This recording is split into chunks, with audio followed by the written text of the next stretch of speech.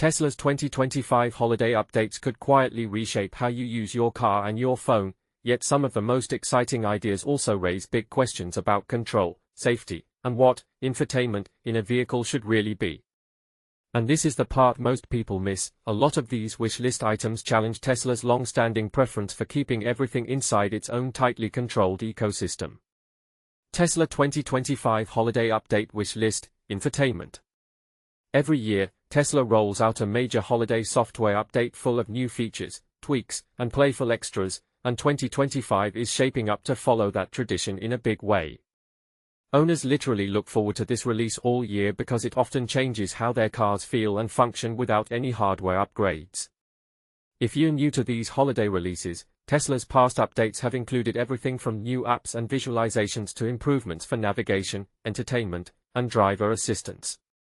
The most fun part is usually the speculation, which obvious features will arrive, and what surprise additions will Tesla sneak in that no one saw coming.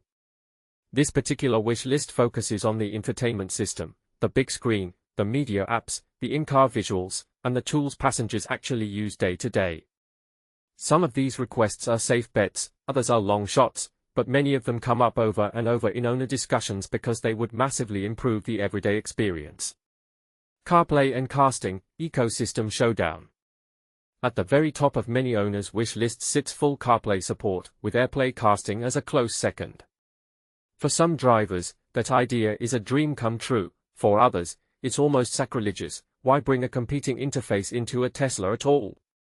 CarPlay would let drivers use their preferred navigation apps like Waze or Apple Maps instead of relying solely on Tesla's built-in maps. It would also unlock access to apps Tesla is unlikely to build native support for, such as niche podcast players or smaller music services that have loyal followings but small user bases.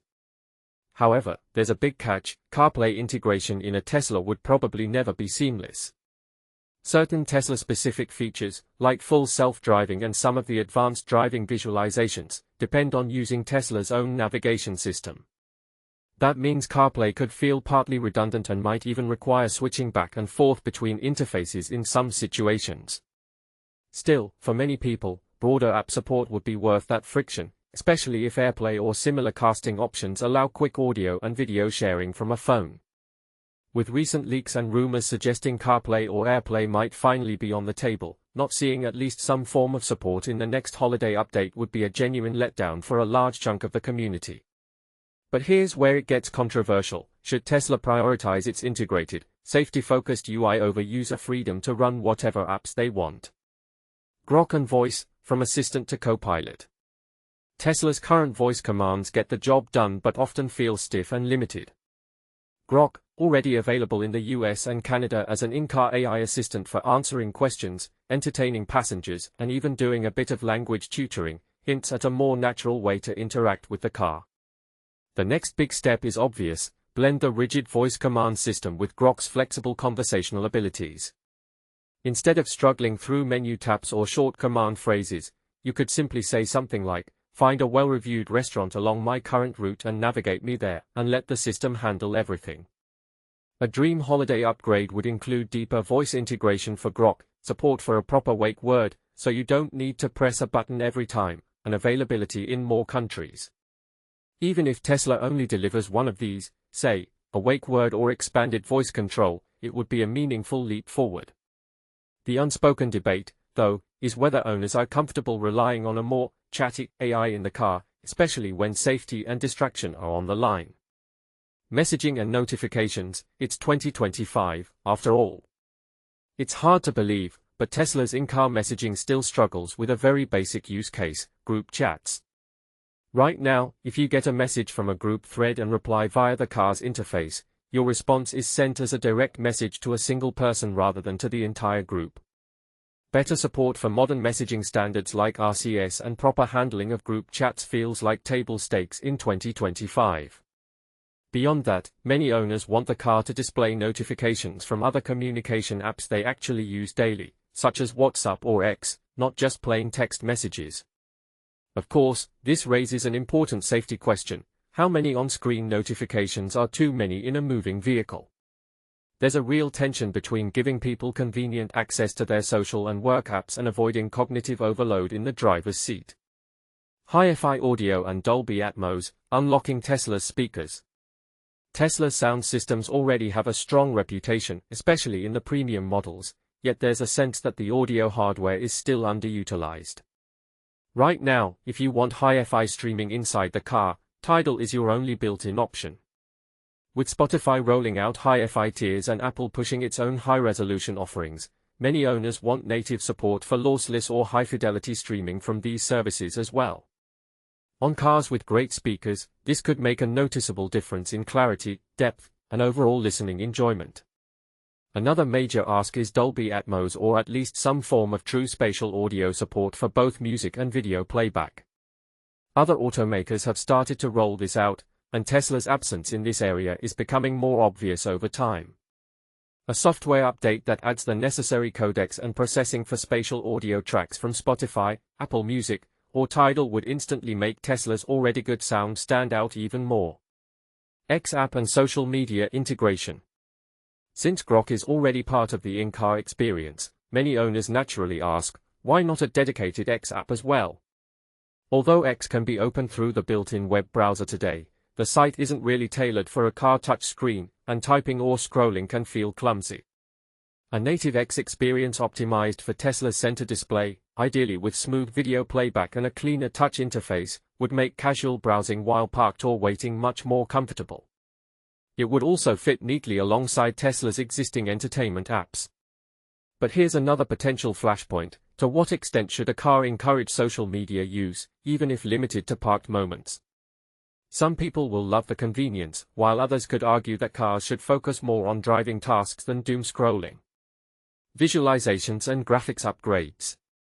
Tesla's driving visualizations have become a signature part of the interface, especially with recent software updates that added more detailed objects, everything from skateboards and trailers to strollers and golf carts. The company has reportedly introduced 15 new model visualizations, although not all are widely enabled yet. Some drivers have started seeing these new visuals, likely as part of controlled testing, but they still aren't rolled out across the full fleet. The holiday update is a natural candidate to broaden access, ideally not just for full self-driving users but also for those on standard autopilot.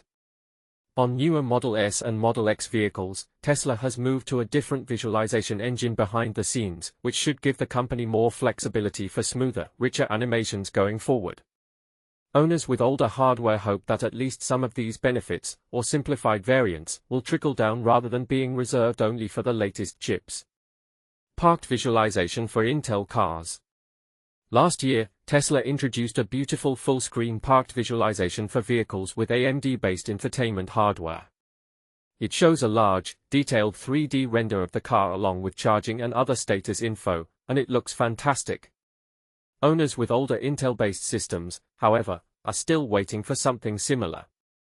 Because the more advanced visualization relies on heavier graphics effects such as reflections and shadows, it may not run smoothly on Intel hardware. A reasonable compromise would be a simplified parked view for those cars, perhaps with fewer effects but still a large, appealing render of the vehicle while stationary. The question is whether Tesla will invest the engineering effort to bring a toned-down version to older models, or continue to let this remain a subtle incentive to upgrade. Productivity apps and the mobile office. Tesla has clearly hinted at the mobile office concept by adding a native Zoom app for vehicles with AMD hardware, making it easier to take video meetings from the car while parked. However, that's only one piece of the puzzle. Many owners would love to see official support for other popular collaboration tools like Microsoft Teams, Google Meet, Slack, and Discord. Right now, it's technically possible to access some of these via the browser, but you often can't use the in-cabin microphone for full participation, which limits meetings to passive listening. If Tesla expanded native app support and microphone access, parked cars could become genuinely useful meeting spaces. But it also nudges the car further into the realm of workstation on wheels, which some people might see as exciting and others as a step too far into 24/7 connectivity.